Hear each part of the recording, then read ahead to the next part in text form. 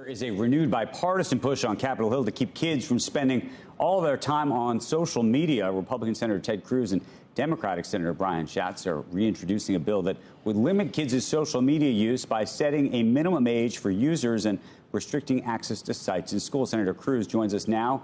We're going to start on this topic, but I also want to get into the critical FAA reauthorization bill and that new Biden administration rule requiring automatic refunds for airline customers when flights are delayed or canceled. That's causing a whole bunch of debate in Washington as well. But let's start with kids. Senator, you and I have the same concern, I think, about I have 3 kids, and I worry about them being on too much social media. I try to do all of the little, limits using Apple phones and everything else, and I'm not succeeding.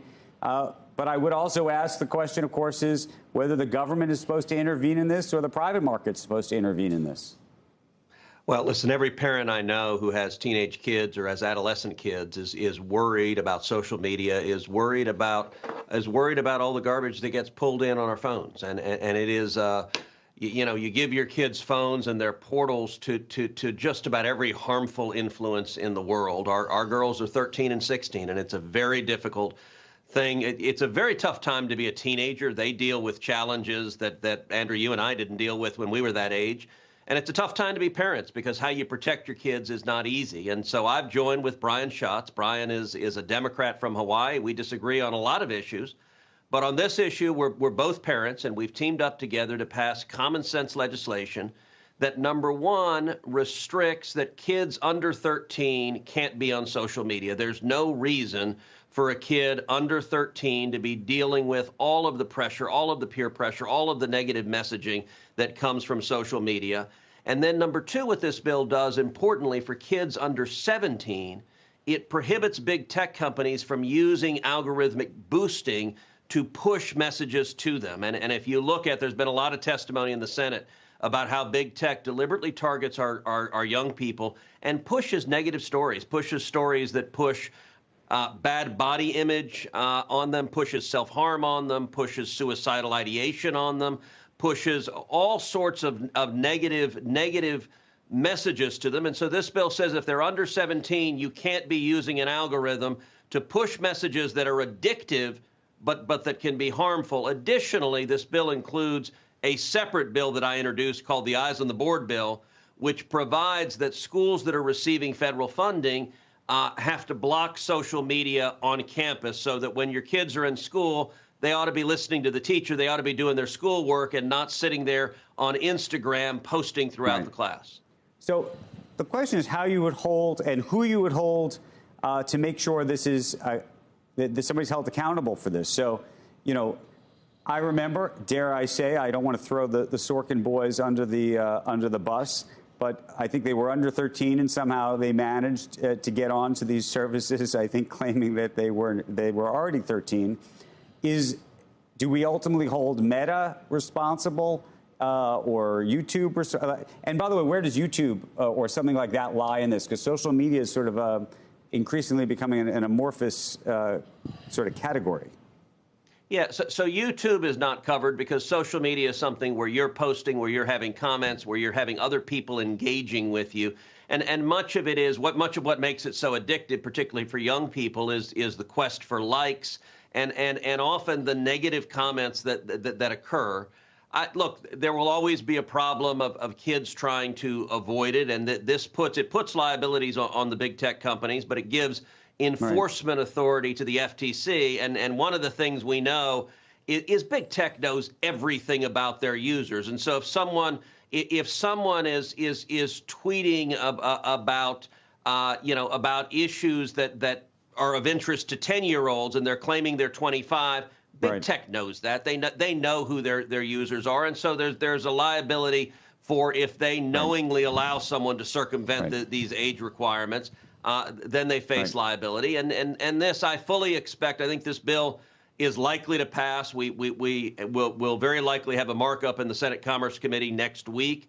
And I think the odds are high that it will pass out of the committee unanimously. We've got wide bipartisan support. And one of the interesting thing is the sponsors of this are almost all in their 40s and 50s. They're parents who have teenagers at home. It's interesting. Some of my colleagues in their 70s or 80s, they sort of scratch their head and they don't really understand what these challenges are. But if you're dealing with it at home, you know exactly how concerning it is. If you're a parent, you get it. I would tell you, by the way, I think that TikTok is not that different than YouTube Shorts these days, Senator, so you might want to consider that as a separate issue.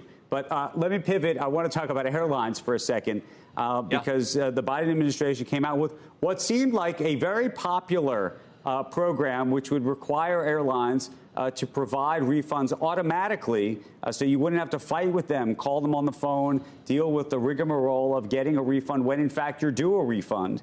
And it appears that you and three other lawmakers have come back and said, no, actually, the airline should keep the cash and you should have to get on the phone to get the refund. Why do you think this? Well, Andrew, I got to say, this is one of the silliest stories I have ever seen. So the FAA reauthorization bill is a bill that came out of the Senate Commerce Committee unanimously. Every Republican, every Democrat supported it. It also came out of the House Committee unanimously. We just had a vote yesterday on the Senate floor. The vote in favor of moving to the bill was 89-10. So you're saying, oh, there's a lot of controversy over this. You know what the controversy is? One tweet by Elizabeth Warren. And Elizabeth Warren claimed, oh, my goodness, this is stopping people from getting their refunds. That's a nice little tweet, except it's not actually true. So what the bill says, and by the way, this provision of the bill was written months ago, long before the Biden administration issued this rule. It says you as a consumer have a right to get your refund if they cancel your flight. And what it says is in order to get your refund, you have to ask for it. Now, Andrew, how many thousands of flights have you flown? Most consumers, if a flight is canceled, don't want an immediate refund. They want to book a new flight. If your flight's canceled, if you want to go to Newport Beach to Orange County to check out where Joe was just talking about and your flight's canceled, almost all consumers say, OK, put me on the next flight. And the rule's saying, no, you got to give the money back automatically no matter what the customer wants. That's frankly a dumb idea. And so what the bill says is if the customer wants a refund, give the customer a refund. But the vast majority of customers with a canceled flight want to book the next flight. And so this is a common sense provision, which is why it had unanimous bipartisan support in the committee. And the only opposition, as I said, is an Elizabeth Warren tweet that some reporters are running around squawking about and ignoring common sense. You would agree with me, though, I think. Look, the perfect solution to this would be they offer you the opportunity for a flight. You could take that, which we both agree is oftentimes what you have to do if you're trying to get somewhere. Sure. But if you don't take that, and this is the big issue, if you don't take that or for some reason you can't figure it out on the app or whatever, then the question is to get the refund, should it be automatic after that where they send it to you and the Department of Transportation can fine them if they don't? Or should it be that you are required, the impetus is on you, the consumer, to go to them and haggle with them to get the money?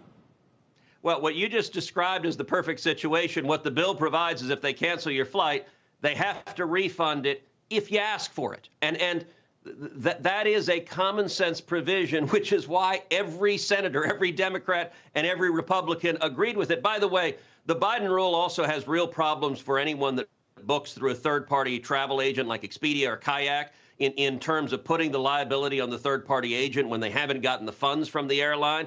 And so this provision was written as a common sense way to take care of consumers.